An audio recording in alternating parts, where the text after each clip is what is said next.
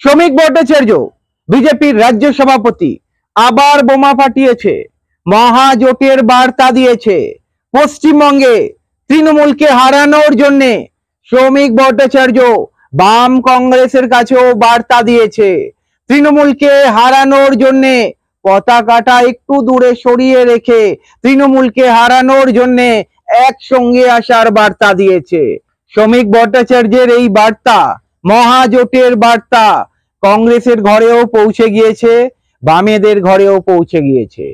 আজকে আলোচনা করব বামেদের তরফ থেকে কি বলল, কংগ্রেসের তরফ থেকে কি বলল, এই যে মহাজোট তৃণমূলকে হারানোর জন্য কতটা সম্ভব আলোচনা করব।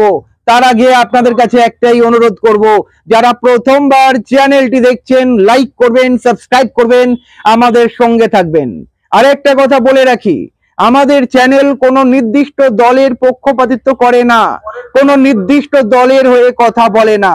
আমাদের চ্যানেল যেটা দেখে সেইটাই বলে, যেটা ভুল সেটা ভুল, যেটা ঠিক সেইটাই ঠিক। চলুন এবারে ভিডিওটা শুরু করা যাক। শ্রমিক ভট্টাচার্য রাজ্য সভাপতি হয়েছেন, হওয়ার পরেই আপনারা জানেন উনি একটা বার্তা দিয়েছিলেন। এই বার্তা রাজ্য রাজনীতি তোলপাড় করেছিল। উনি বলেছিলেন যেদিন দুর্গা ঠাকুরের ভাসান হবে সেই দিন মহরমের যাত্রাও বেরোবে একই রাস্তা থেকে, কোনো বাধা হবে না। বিজেপির লড়াই মৌলবাদের বিরুদ্ধে, বিজেপির লড়াই ওই মুসলিম সংগঠনের বিরুদ্ধে যারা মুসলিম সমাজকে আগে বাড়তে দিচ্ছে না। বিজেপির রাজ্য সভাপতি বলেছেন আমরা চাই মুসলিম সমাজের হাতে কলম তুলে দিতে। এখান থেকে একটা জিনিস স্পষ্ট হয়ে গিয়েছে যে বিজেপি বোধহয় বুঝে গিয়েছে হিন্দু মুসলিম ঐক্য ছাড়া পশ্চিমবঙ্গে সরকার পরিবর্তন সম্ভব নয়। তবে শ্রমিক ভট্টাচার্যের এই কথাতে অনেকেই একমত নয়। বিজেপির অনেক নেতারা রয়েছেন, তারা কিন্তু এখনো পর্যন্ত মুসলিমদের বিরুদ্ধে যুদ্ধ চালিয়ে যাচ্ছে। যুদ্ধই বলা চলে, বাকযুদ্ধ, যা খুশি বলতে পারেন আপনারা। শুভেন্দু অধিকারী যেমন বারবার হিন্দুদের এক জায়গায় আসার বার্তা দিচ্ছে এবং শুভেন্দু অধিকারী বিজেপিকে আশার আলো দেখাচ্ছে। যারা হিন্দু সম্প্রদায়ের মানুষ রয়েছে, যারা বিজেপিকে ভোট দেয়, তাদের আশার আলো দেখাচ্ছে 2026-এ বিজেপি সরকার। এমনটা শ্রমিক ভট্টাচার্য বলেছিলেন। উনি বলেছেন মুসলিমরা আমাদের ভোট যদি নাও দেয় তবুও আমরা বিজেপি সরকার গঠন করব। কিন্তু উনি হিন্দু মুসলিমের ঐক্যের বার্তা কোথাও না কোথাও একটা দিয়েছিলেন। এরপরে আলোচনা করি, মহাজোটের বার্তাও কিন্তু উনি দিয়েছেন এবং এখানে বোমা ফাটিয়েছেন। উনি বলেছেন তৃণমূলকে হারানোর জন্য কিছু দিনের জন্য হলেও নিজেদের দলীয় পতাকাকে মতাদর্শ দূরে সরিয়ে রেখে একজোট হতে হবে তৃণমূলকে হারানোর জন্য। এই বার্তা শুনে অধীর রঞ্জন চৌধুরী কি বললেন, সিপিআইএম নেতা শতরূপ ঘোষ কি বললেন, চলুন একবার আলোচনা করে নেওয়া যাক। অধীর বাবু বলেছেন ভারতের সাম্প্রদায়িক শক্তি যারা দেশের সংবিধান পাল্টাতে চায়, দেশের ঐক্য, সাম্য, সমান অধিকার খতম করতে চাইছে, ওই দলের বিরুদ্ধে একজোট হতে হবে। কংগ্রেস সবসময় বিজেপির বিরুদ্ধে প্রচার করে গিয়েছে, ভারত থেকে বিজেপিকে নির্মূল করা এটাই কংগ্রেসের স্বপ্ন। এই কংগ্রেস বিজেপির সঙ্গে কখনোই সমঝোতায় আসবে না।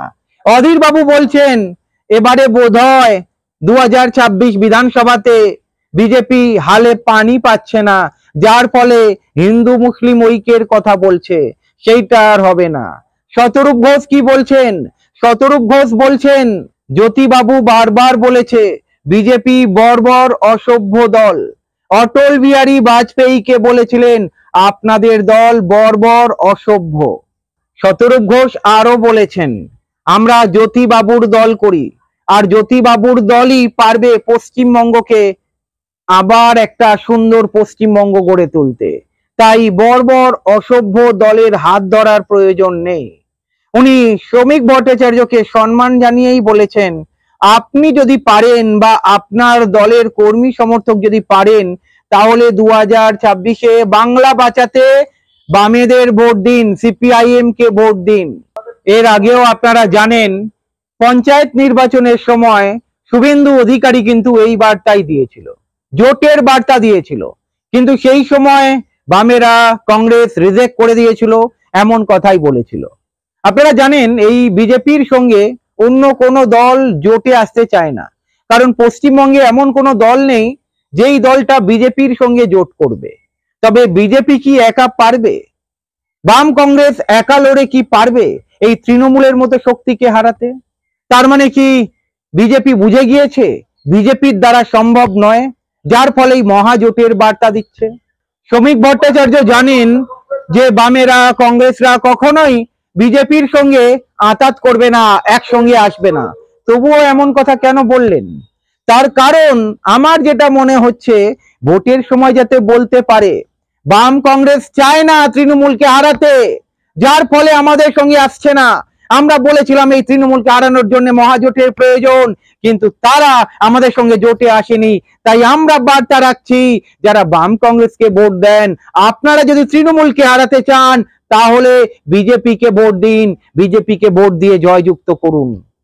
রাজ্য রাজনীতি তোলপাড় করে দিয়েছে এই বক্তব্য। এমনিতেও আপনারা জানেন সিপিআইএম কংগ্রেস নস্যাৎ করবে এই বক্তব্যকে।